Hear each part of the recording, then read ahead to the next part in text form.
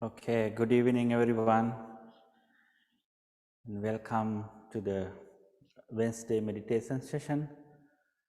So, please join for the recitation and please concentrate your mind for the recitation and sit comfortably wherever you are. Relax your body and calm your mind and bring your mind to this moment.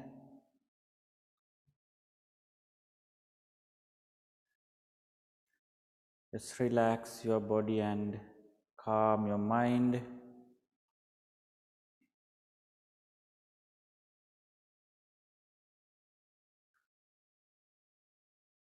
Sadhu, sadhu, sadhu. Namo tassa bhagavato arahato samma sambuddhassa. Namo tassa bhagavato arahato samma sambuddhassa. Namo tassa bhagavato arahato samma sambuddhassa. Buddhaṃ saraṇaṃ gacchāmi. Dhammaṃ saraṇaṃ gacchāmi. Sanghaṃ saraṇaṃ gacchāmi. Dutiyampi buddhaṃ saraṇaṃ gacchāmi. Dutiyampi dhammaṃ saraṇaṃ gacchāmi. Dutiyampi sanghaṃ saraṇaṃ gacchāmi. Tatiyampi buddhaṃ saraṇaṃ gacchāmi. Tatiyampi dhammaṃ saraṇaṃ gacchāmi. Tatiyampi sanghaṃ saraṇaṃ gacchāmi. Pānātipātā vēramaṇī sikkhapaдаṃ samadhiyāmi. Adinādānā vēramaṇī sikkhapadaṃ samadhiyāmi. Kāmesu miccāchārā vēramaṇī sikkhapadaṃ samadhiyāmi. Musāvādā vēramaṇī sikkhapadaṃ samadhiyāmi. Surāmeraya majjapamā daṭṭhāna vēramaṇī sikkhapadaṃ samadhiyāmi. Itipiso bhagavā arahaṃ sammā sambuddho Vijjhācarana sampanno sugato lokavido Anuttaro purisa dhamma sārati sattha deva manussānaṃ Buddho bhagavāti Sākkhato bhagavata dhammo sandittiko akāliko ehi passiko panayiko paccattaṃ veditabbo viññohiti. Supatipanno bhagavato savaka sangho Ujupatipanno bhagavato savaka sangho Nyāyapatipanno bhagavato sāvaka sangho Sāmīti patipanno bhagavato sāvaka sangho Yadidang cattari puresa yogani atta puresa punggala Esa bhagavato savaka sangho Ahuneyo pahuneyo dakkineyo anjali karaniyo Anutterang punyak ketang lokasati sadhu sadhu sadhu. Okay, well friends, now we are practicing breathing meditation and metta bhavana, sharing loving friendliness towards all living beings. Please concentrate your mind to the breath body and sit comfortably and adjust your seat and adjust your body and straight your back, straight your head and just relax your body.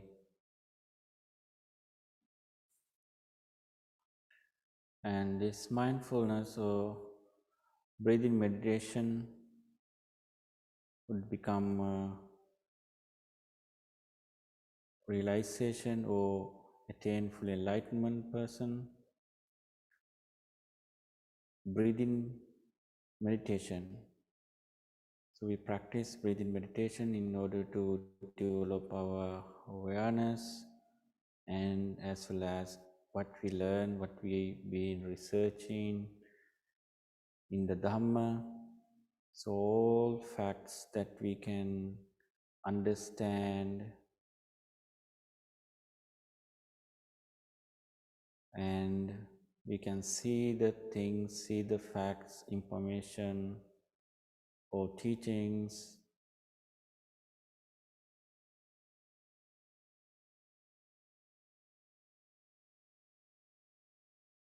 Also, we can be able to develop our wise attention, and also we can do our self-inquiry.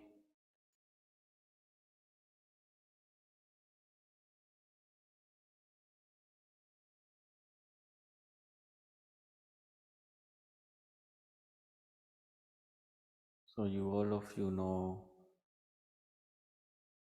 Vipassana meditation. That is exactly what we do in Vipassana meditation.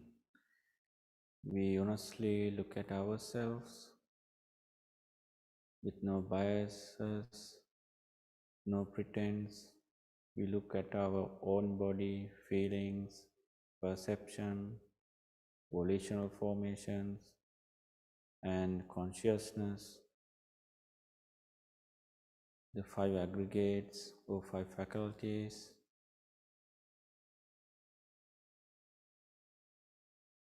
We come to understand impermanence, suffering, and non-self, anicca, dukkha, anatta,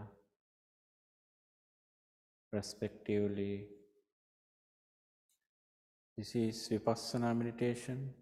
Nobody can be free from suffering without perfect realization or anicca, dukkha, and anatta. So, our breathing meditation would lead to the Vipassana meditation, so that you all can practice Vipassana meditation mindfully. Can reflect your mind, all activities, verbal, physical, and mental.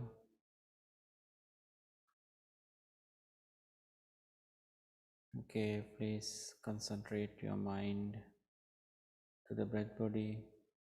Relax your body and calm your mind. Gently you can feel your breathing going in, breathing going out. Just relax. Let go all other disturbances, thoughts away from you. You are fully free, being free now. Physically you are free, mentally you are free.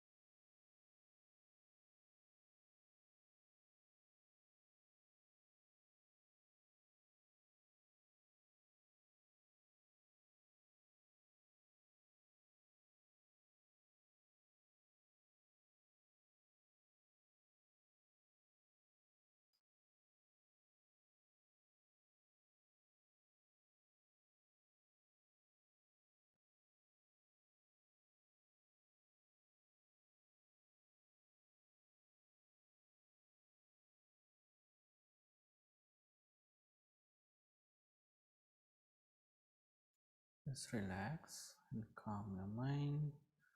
Focus your attention to the breathing going in, going out. And just relax your mind and body. Sharing loving kindness, sharing loving friendliness towards all living beings, wishing them all be well, happy and peaceful.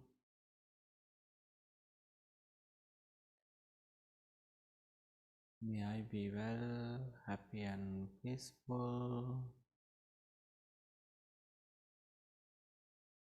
May I be well, happy and peaceful.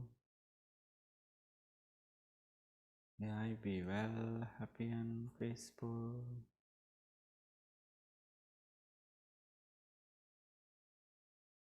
May no harm come to me. May I always meet with spiritual success.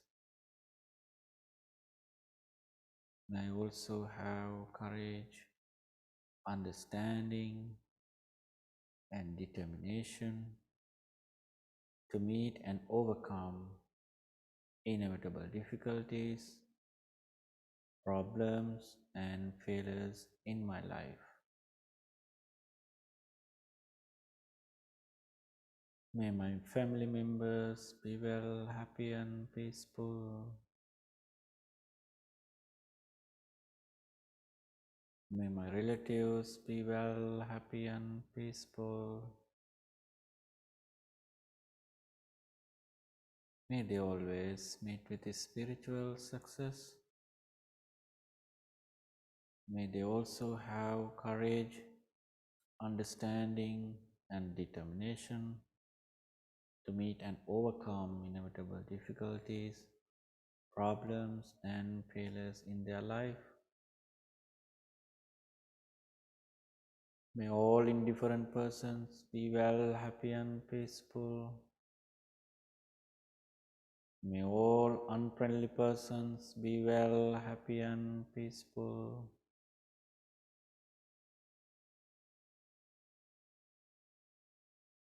May all in the United States be well, happy, and peaceful. May no harm come to anyone. No difficulties come to anyone. Out of this country, in this planet, beyond this planet, visible or invisible, living near or far, born or coming to birth, may all have happy minds. May all beings be well, happy, and peaceful. May all be free from suffering.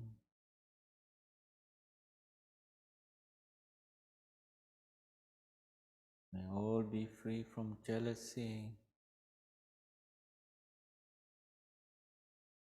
May all have happy minds. May all have happy minds. May all living beings be well, happy, and peaceful.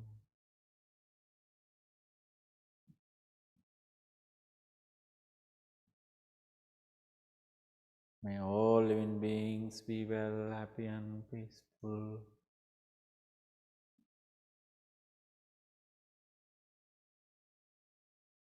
May all living beings be well, happy, and peaceful.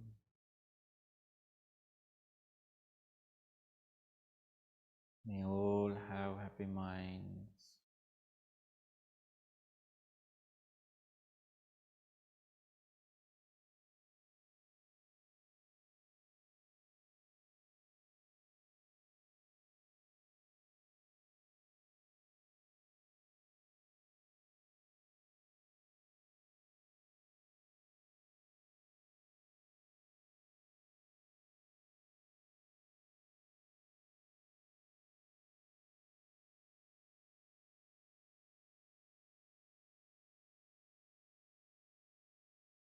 May all living beings be well, happy and peaceful.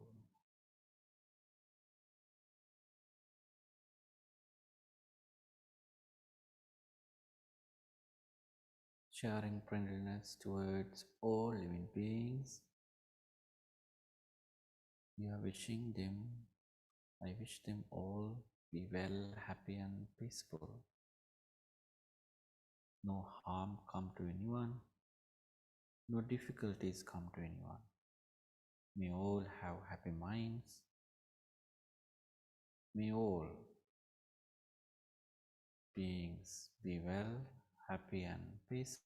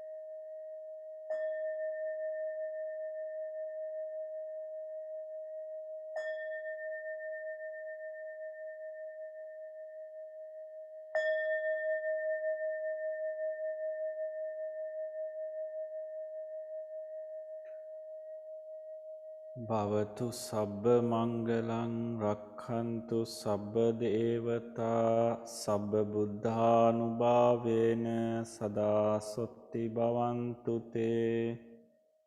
Bhavatu sabba mangalang rakhantu sabba devata sabba dhammanubhavena sada sotti bhavantu te. Bhavatu sabba mangalang rakkantu sabba devata sabba sanghanubhavena sada sotti bhavantu te. Sadhu, sadhu, sadhu. May the power of this truth, may I always have well-being. Sadhu, sadhu, sadhu.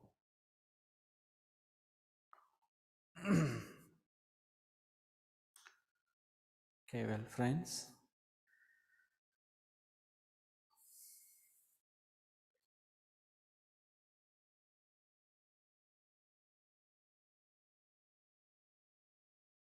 yeah,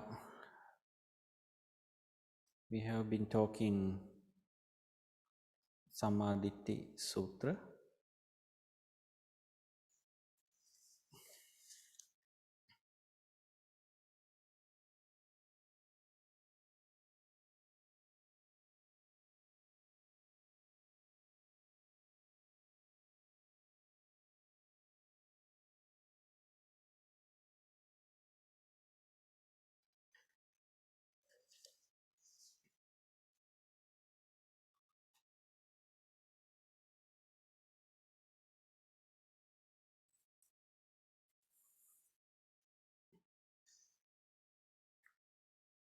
So far we learned from this sutra the wholesome and the unwholesome,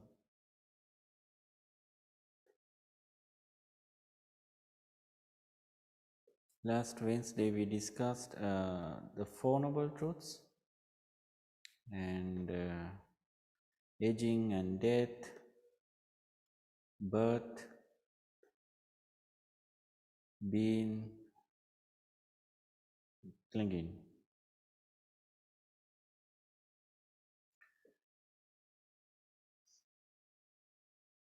We discussed four types of clinging. Yeah, four kinds of clinging. Clinging to sensual pleasures, clinging to views, clinging to rituals and observances, and clinging to a doctrine of self.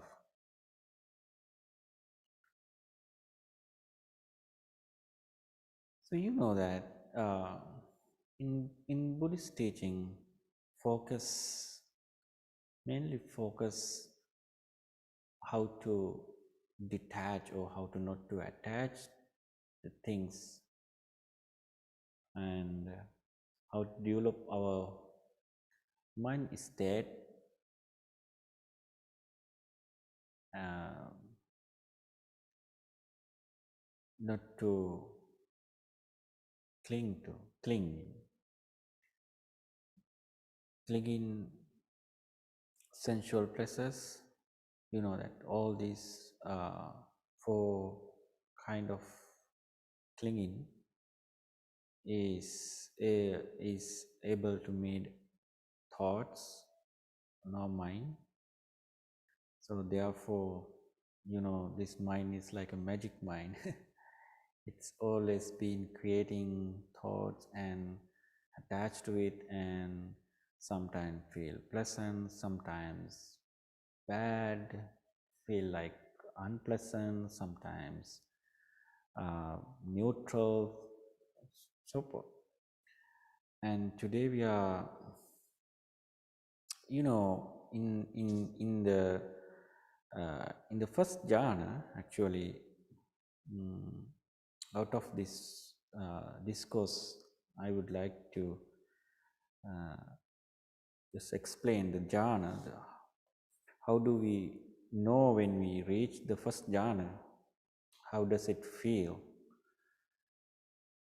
Sometimes some of our friends asking these questions. So, when you reach the first jhana, for sure, when you look at your mind, all the hindrances are not there. Your greed, anger, restlessness, and worry, sleepiness, and drowsiness, and doubt about the practice, they are not there.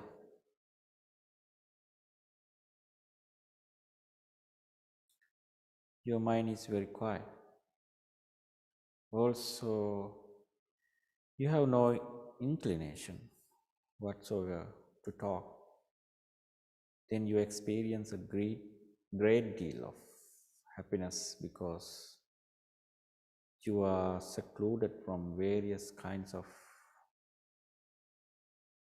uh, activities associated with sensual pleasure. Your mind is free from all these things. This is how you feel in the first jhana. But you can hear and feel and so forth. It doesn't mean you can feel anything, no senses are not that mean. You can feel it, but you know it very well as it is. You are not, clinging. You are not clinging to them. You are not clinging to any of sensual pleasures, and you know any observations or rituals, or not clinging to myself. you're free,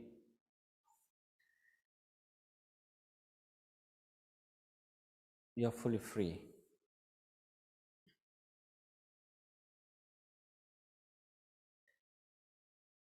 So you are so focused on your experience of peace and happiness that you are not interested at all in talking. So verbalizing stop when you are attain the first jhana. Because it's because you don't need it actually. You are not, you're not, you might interested secluded and enjoying this kind of mental status,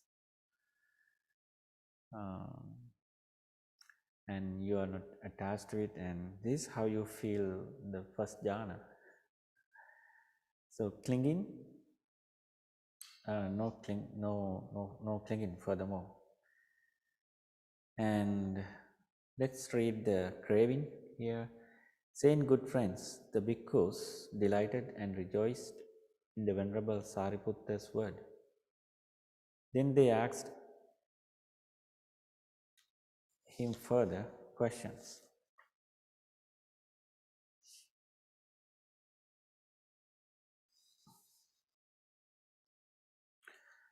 But friends, might there be another way in which a noble disciple is one of right view and has arrived at this true Dhamma?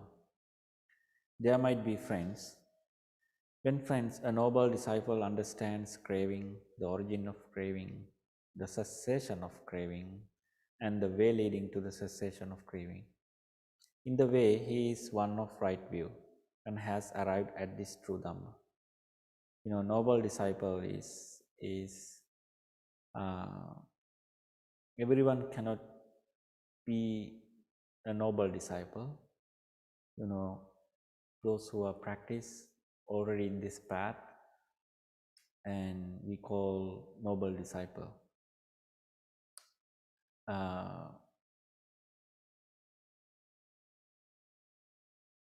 Noble disciple has many qualities. Eager to research this teaching, or wanna develop their mind status. Always trying to understand their path, or trying to develop their spirituality. A noble disciple. When, friends, noble disciple understand craving, the origin of craving, the cessation of craving, the way leading to the cessation of craving, in that way he is one of right view. And what is craving? What is the origin of craving? What is the cessation of craving? What is the way leading to the cessation of craving? There are these 6 classes of craving. Craving for forms, craving for sounds, craving for odors, craving for flavors, craving for tangibles, craving for mind objects. With the rising of feeling, there is the rising of craving. With the cessation of feeling, there is the cessation of craving. The way leading to the cessation of craving is just this noble eightfold path. That is right view, right concentration. Okay.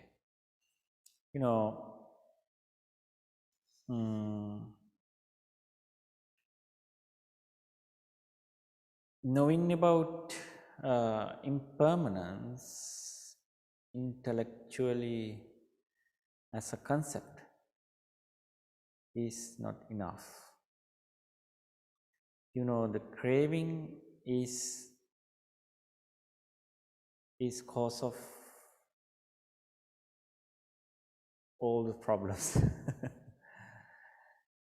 Craving, because of craving, we can say similar words, attachment. Right? But conventionally we attached, but absolute truth is not there. What we attach subjected to change. Because of change, we feel suffering, sad, grief, unhappy, unpleasant feelings. So, aging is suffering, decay is suffering, associated someone, you know, not good, bad, I mean, it's suffering. so, so there are many, many unpleasant feelings because we know that very well. We attach to it and trying to keep as my wish as we wish, but it doesn't happen at all. Not the thing is temporarily. Temporarily we can feel the presence, but it's not the eternal or forever. Craving is kind of is called attachment. Conventionally we attach, but absolutely we can not attach to it. The absolute truth is different. Absolute truth is different. So we are trying to understand through this investigation what the meaning of absolute truth in our life. So then the practitioner able to realize it and able to break their own prison, then they would see the new world, means a fully understandable mind. We call wisdom. Okay. Here it says furthermore, uh, I think you might remember we discussed the Four Noble Truth, the suffering and cause of suffering. The second one is cause of suffering because of craving. We must come to see how the entire Four Noble Truths and based on it. Suffering is based on impermanence. We know from our experience that that impermanence itself is not the cause of suffering. The cause of suffering is craving. But what we crave is impermanent objects. All those things that we crave and latch on it. Possessions, relationships, youthfulness, fame, the latest porn, the shiniest vehicle, all of them are impermanent. Since they are impermanent and are bound to fade and pass away, they are also ultimately unsatisfactory. We are bound to be disappointed if we invest our hopes in them as a lasting source of happiness. They all have the mark of impermanence, unsatisfactoriness, and selfness. Selfness.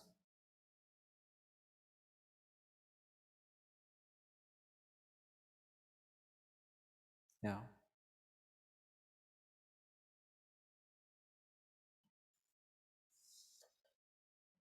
The uh, craving for forms, craving for sounds, craving for odors, craving for flavors, craving for tangibles, craving for mind objects.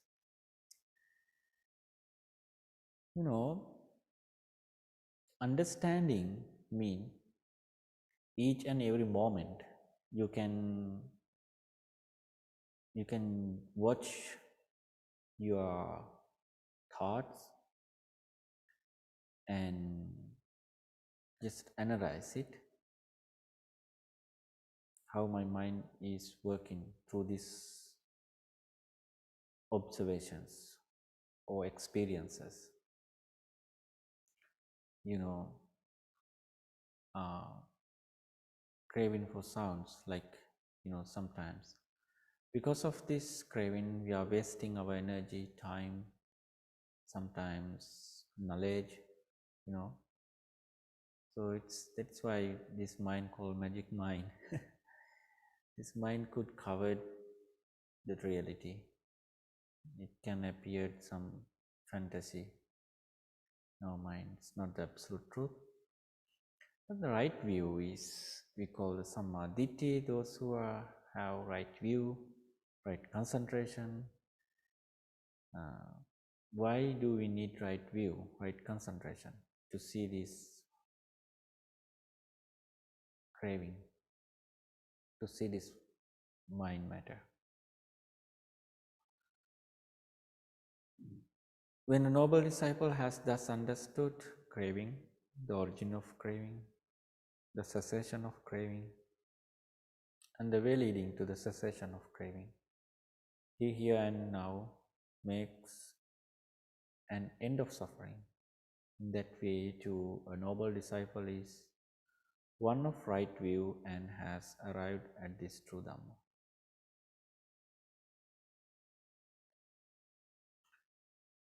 You know,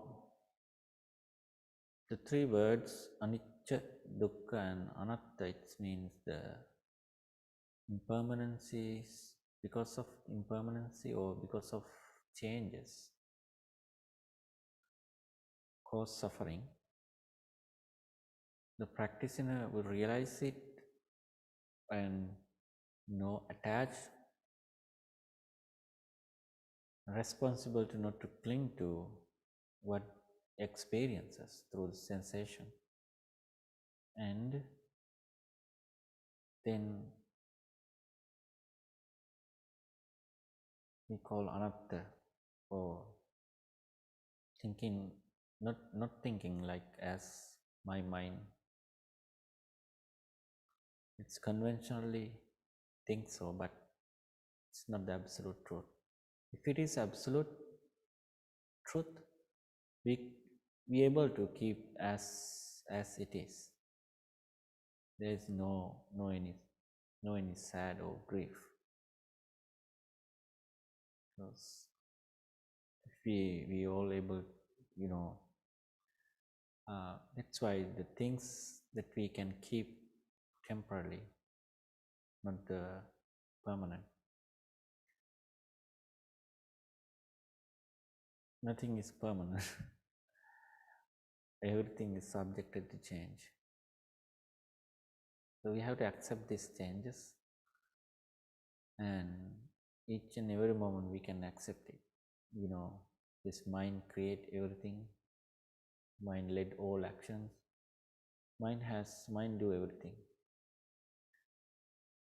The craving, how I attach to it, how I behave accordingly, how I react. So, you know, the practitioner realize it and able to break their own prison.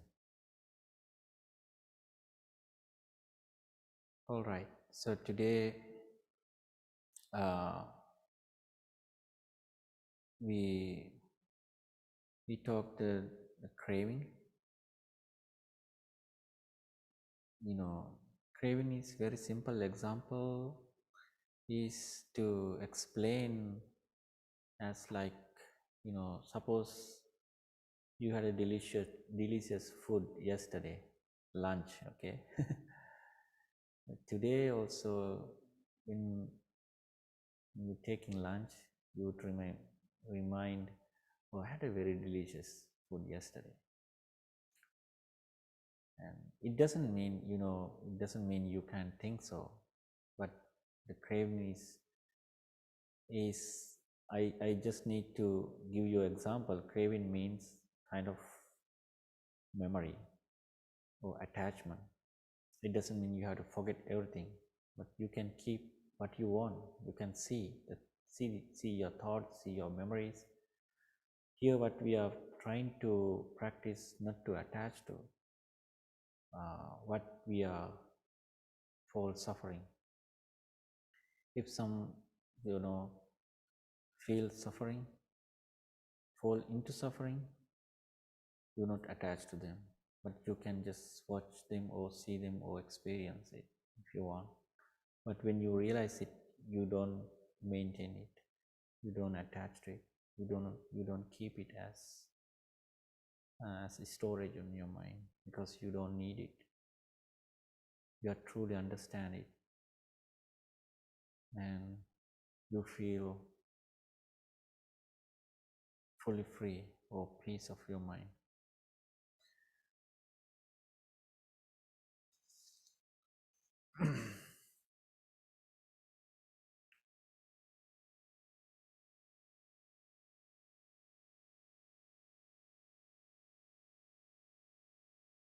All right. Jen, do you have any questions?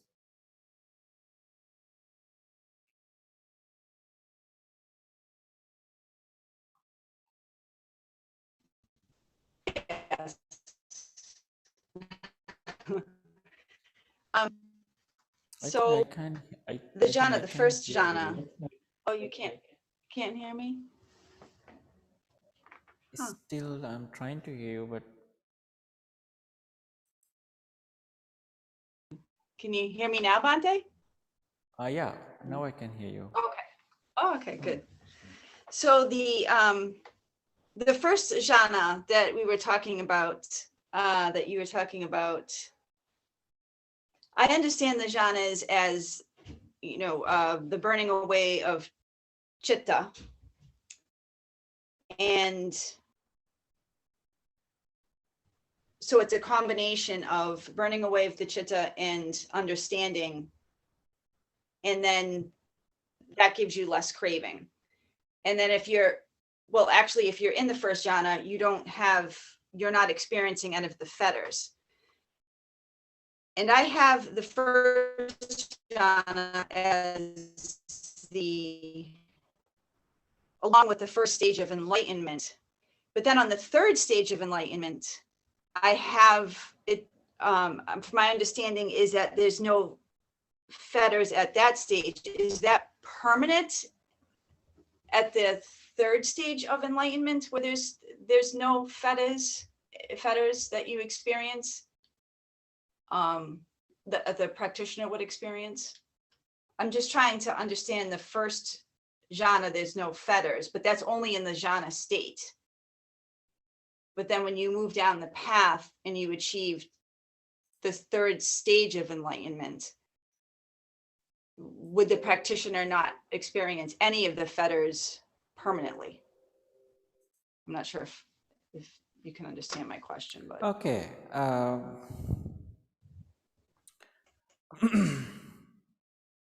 I think there are a few questions in your talk, so I just want to explain you. You know, during the first jhana, what happened to us, what happened to our mind, and second jhana and third jhana and the fourth jhana. So we have to. There are 4 steps, and those who attain the first jhana would not eradicate. You know, would not eradicate some mind. I mean, mind matters completely. So it would happen at the third and fourth jhana. So we call the enlightenment factor or enlightenment state. I think,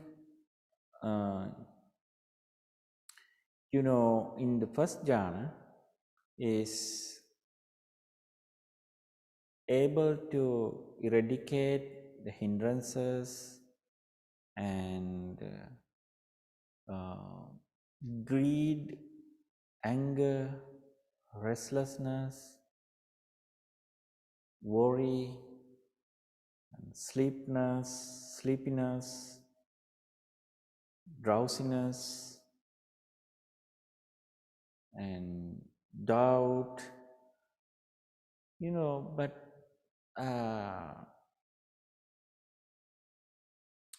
these are not working further on your mind because of you are in or in the first jhana. Okay, so could I know, Jane, what do you mean that the third jhana? And is that your questions? What are the factors to be completed in the third and fourth jhana?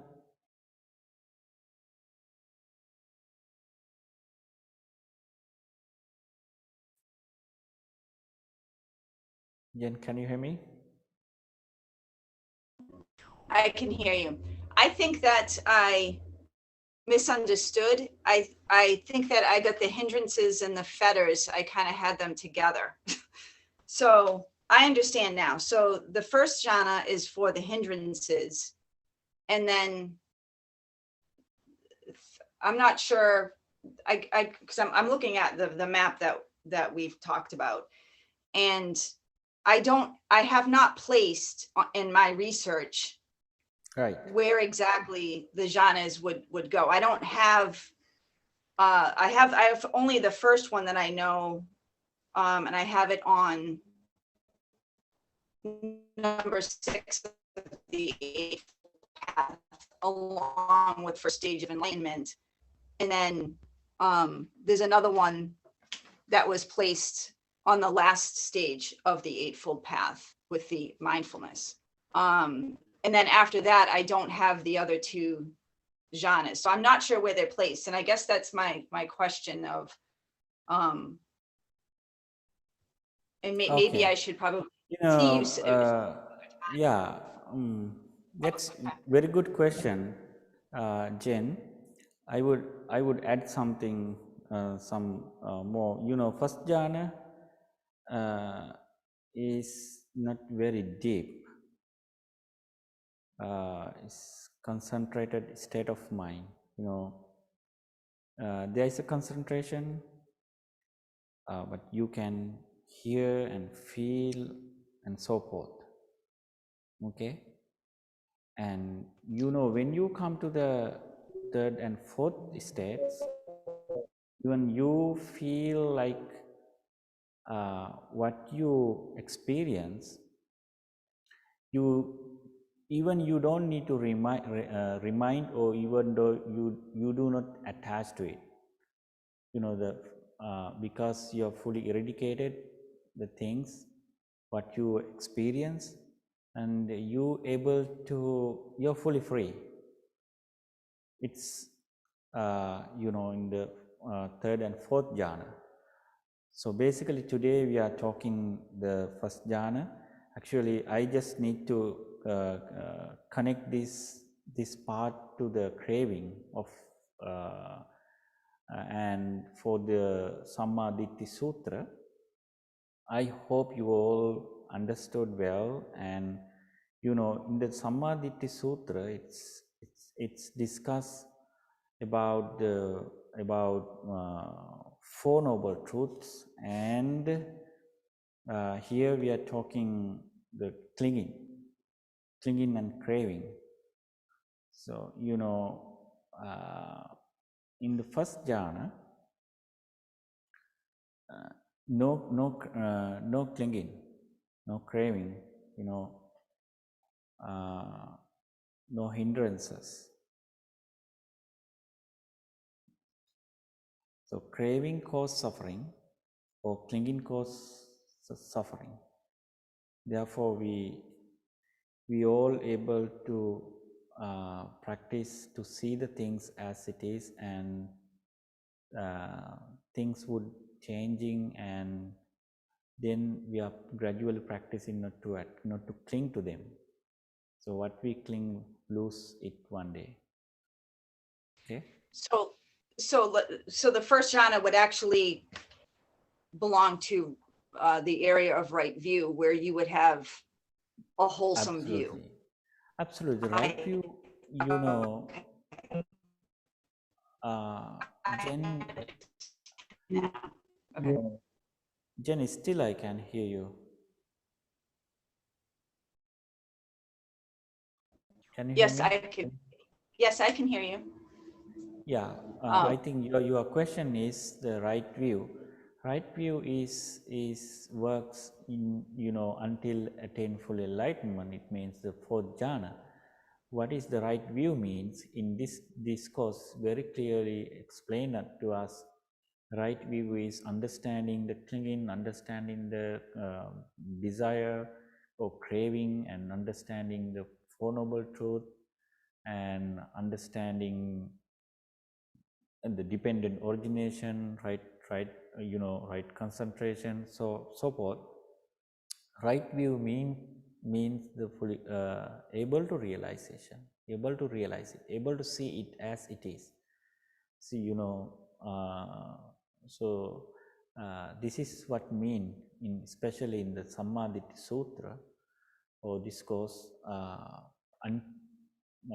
realizing the clinging, realizing the craving, realizing Four Noble Truth, so forth, is described, are describing in this particular sutra or discourse. So therefore, it's very important, Samma Ditti. Ditti means right view.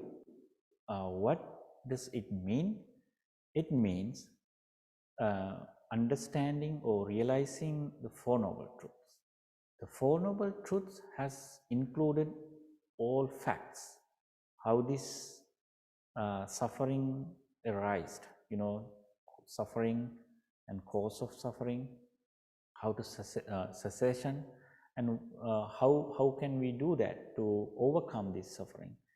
So basically, in the fundamental teaching of the Buddhas, we call the Four Noble Truth, is talking about how to develop our mind as like right view, right view stages. Okay, clinging is main cause of suffering, or desire is main cause of suffering.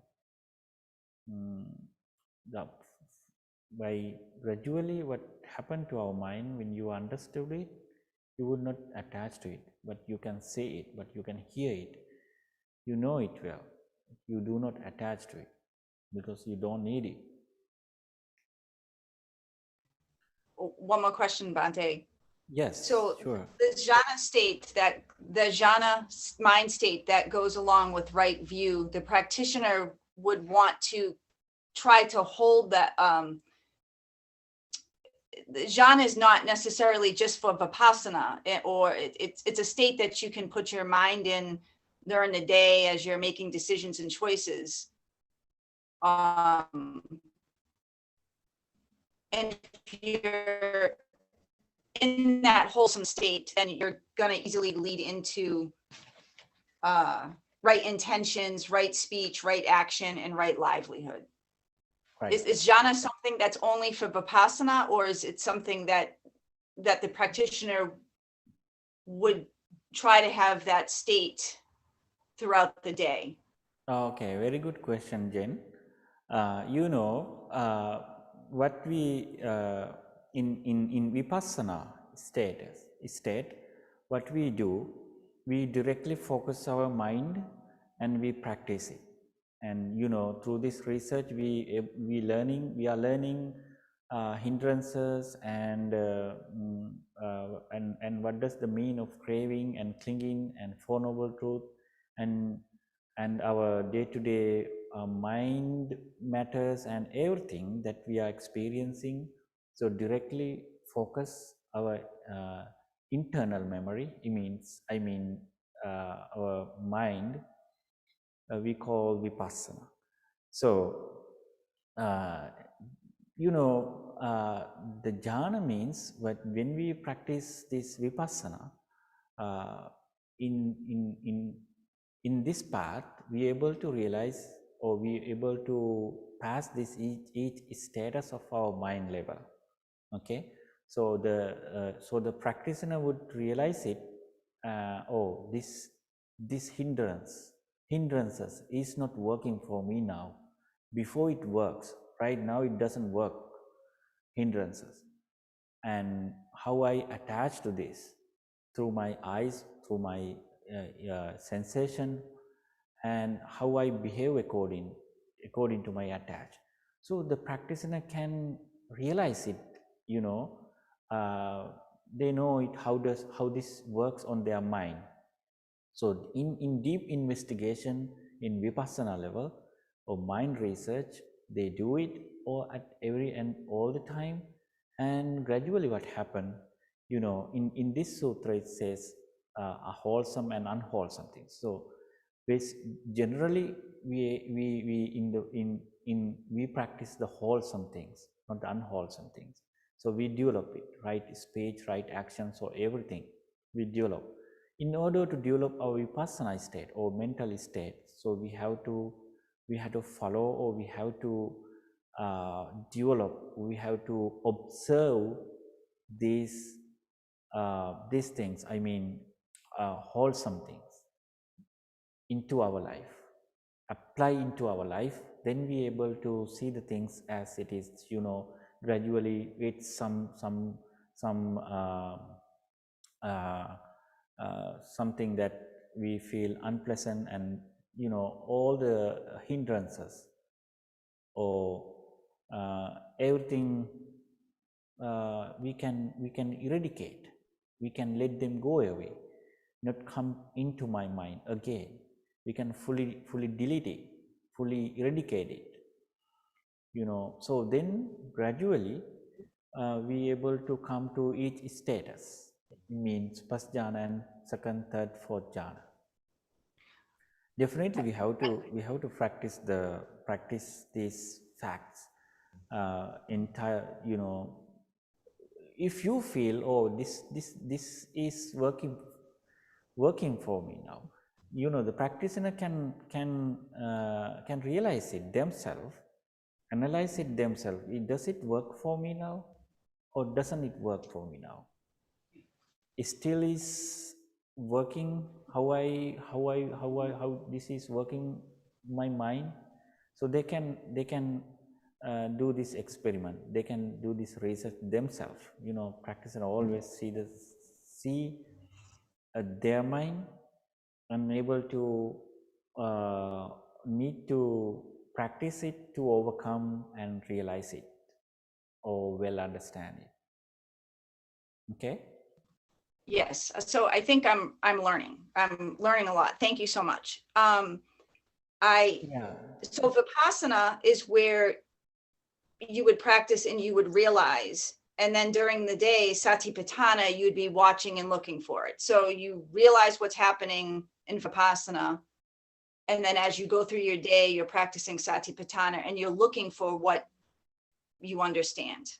Yeah, in the Satipatthana, you know, there are four steps. In fourth, third, and fourth steps directly focus vipassana. The four, especially third state focus vipassana. Chitta anupassana is vipassana meditation. Okay, and the first and second is trying to develop our awareness and trying to understand our feelings, and uh, then we are directly focused the vipassana level. Vipassana means chitta anupassana. You know, in vipassana meditation, we look at our own body and feelings, perceptions, volitional formations, and consciousness, and five aggregates. So everything we focus, you know, we look at, and also we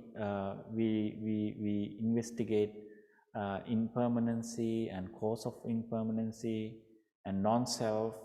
So everything we investigate in the vipassana meditation. It means it means uh, we directly focus our mental status or mental behaviors, mental actions, and you know, always we are focusing mind and matter in this state of, we call vipassana, right?